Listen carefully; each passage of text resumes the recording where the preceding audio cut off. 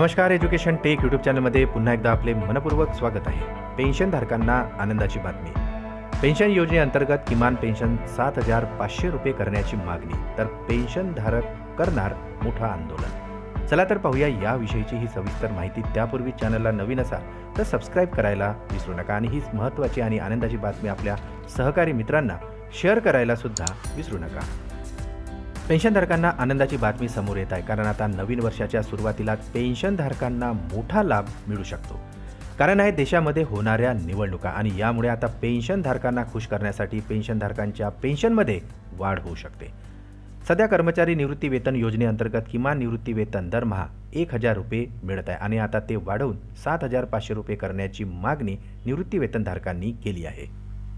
सरकारी कर्मचारी पूर्वीपासूनच जुनी पेन्शन योजना अर्थात OPS पूर्ववत करण्याची मागणी करत आहे. आता कर्मचारी भविष्य निर्वाह निधी संघटनेच्या कक्षेत येणारे कर्मचारी आणि पेन्शनधारक EPFOच्या पेन्शन योजनेमध्ये किमान पेन्शन योजना दरमहा 7,500 रुपये करावे या मागणीसाठी आंदोलन करत आहे.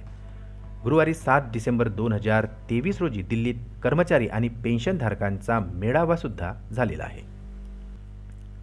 EPS 95 राष्ट्रीय संघर्ष समितीने बुधवारी एक निवेदन जारी केले की समिती आपल्या मागण्याच्या समर्थनार्थ रामलीला मैदानावर रॅली काढणार आहे. किमान पेन्शन दरमहा 7,500 रुपयापर्यंत वाढवण्यासह इतर मागण्यांच्या समर्थनार्थ देशातील जवळपास 50,000 कर्मचारी आणि पेन्शनधारक या मोर्चात सहभागी होणार आहे, असा दावा समितीने केला आहे.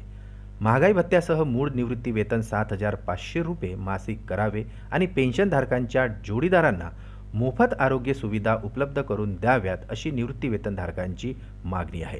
यावर लोकसभेत सुद्धा वाढीव पेन्शनचा प्रस्ताव मांडण्यात आलेला होता. कर्मचारी निवृत्ती वेतन योजना अंतर्गत समाविष्ट कर्मचाऱ्यांच्या मूळ पगाराच्या 12% रक्कम भविष्य निर्वाह निधीला जाते, तर नियोक्त्यांच्या 12% वाट्यापैकी 8.33% कर्मचारी पेन्शन योजनेत जमा आहे. याशिवाय सरकार पेन्शन फंडात 1.16% योगदान देते.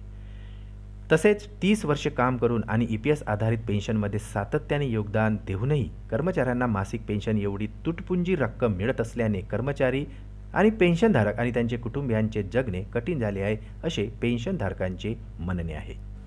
त्यामुळे आता येणाऱ्या नवीन वर्षात पेन्शनधारकांच्या पेन्शनमध्ये वाढ होणार की नाही याकडे आता सर्व पेन्शनधारकांचे लक्ष लागून आहे. पुन्हा भेटू आमच्या YouTube चॅनलमध्ये नवीन अपडेटसह. तोपर्यंत आनंदी राहा, काळजी घ्या. नमस्कार.